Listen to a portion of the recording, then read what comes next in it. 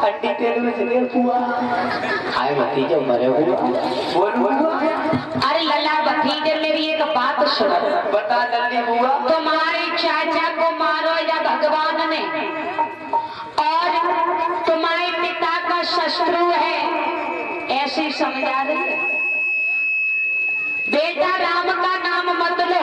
नहीं बुआ मैं तो लोग बिल्कुल पहलाद देने लगे बुआ तू हमें समझाने के लिए आई है, और जैसे ना मालूम बुआ तू हमें समझा रही है कि जब शत्रु को नाम मत दे, जब भगवान को शत्रु बता रही है, जब अपने भैया जय हिरण्याकश्यप को शत्रु नहीं बता रही, तो आज पहलाद क्या कहने लगे सुन बुआ।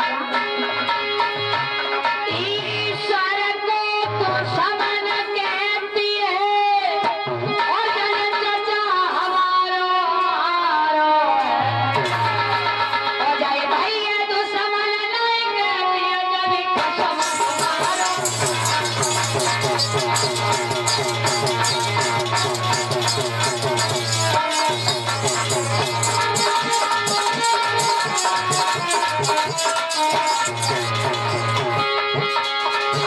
ईश्वर को दुश्मन कहती है,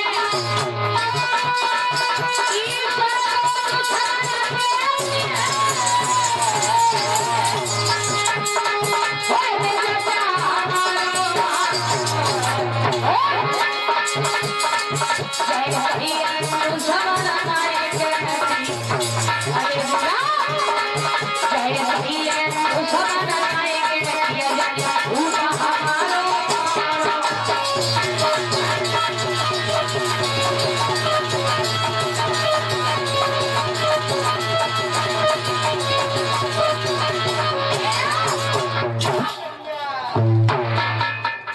जैसे ही प्रहलाद की दिल का अरे बुआ जय भैया दुश्मन नहीं बता रही तो तू राण भाई डोल रही है सफेद सफेद साड़ी पहने।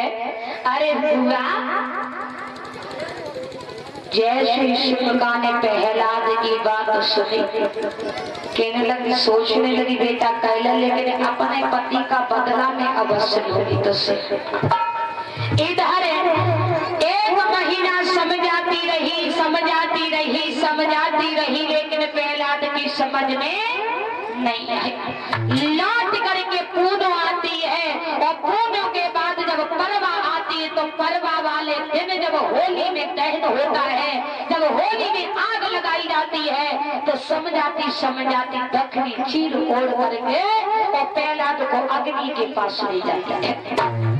और जैसे अग्नि के पास ले गई और अग्नि फौरा रही है और अग्नि के पास बैठी समझाती है दक्षिणी चीर ओढ़े है, तब तक प्रभु की ऐसी दया हुई कि तूफान आ गया, आंधी आई और आंधी में दक्षिणी चीर ओढ़ करके प्रहलाद के ऊपर आकर सिंह का जल करके बस उसी दिन से सिंह का नाम होलिका पड़ जाता है।